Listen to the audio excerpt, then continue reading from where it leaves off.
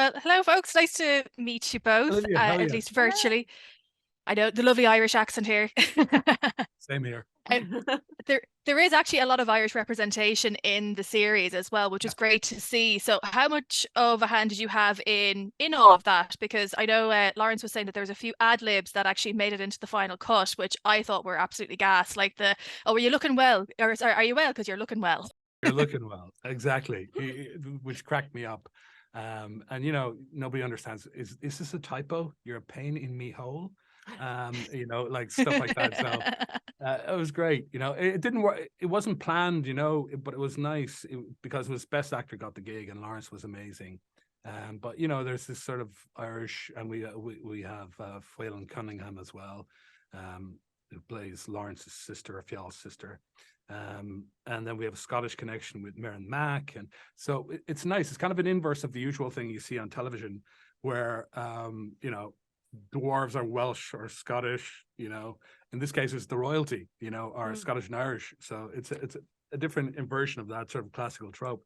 But then again, there's lots of Sapkowski, the guy who wrote the books, the wonderful Andrei Sapkowski, draws a lot on Irish mythology, and you'll see a lot of the names in there are like Aish Tirshak and stuff like that, which obviously makes no sense. It means like listen tired, which I'm hoping that he was actually thinking, I'm tired of listening to you, so shut up. So that's where the origin of the name is. But I got to play that back in again because we named some characters like Skian, obviously, for Blade, but then also, little touches of Irish mythology, like this, the main bad guy played by Lenny Henry is called Balor, named after Balor of the One Eye from the Fomorians, from the Cuchulainn sagas and stuff like that. So it was a lot of fun. Yeah, it's fantastic. And Lauren, like from your point of view, like this, of course, is kind of like a spin-off from the main sort of Witcher franchise, which, just seems to be going from strength to strength. So how down the line, how much are you allowed to say? Like, how is this going to play into, future series? I mean, part of the idea of having these sort of prequels and sequels and spinoffs is that they all have to tie back to the main series. They all have to stand on their own 2 feet, though, which is where Declan really came in. Declan is able to take a show, make it stand on its own. You could watch it and know nothing about The Witcher and still love it. However, if you are a fan of The Witcher, there is so much from Blood Origin that will continue on. Obviously, we set up the monoliths in the Mothership show. Declan really gets into the history of those and the background of those, and we'll keep exploring those with Ciri in the future. My favorite thing is the Book of Monoliths, which is not something that we had ever even thought about. Declan created, and now it's going to become quite a big piece in the main show as well.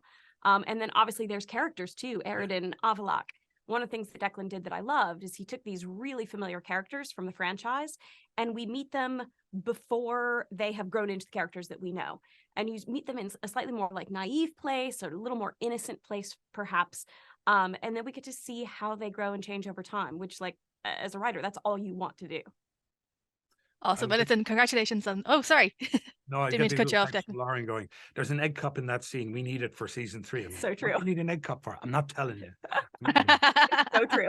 Well, now I'm going to be keeping an eye out for an egg cup when season 3 lands next year. But thank you very much. And actually, I really enjoyed this spin-off. I thought it was a really lovely touch and a nice way to dive back into the world of The Witcher as well. So congratulations. Wonderful. Thank you. Nice meeting you. Take care.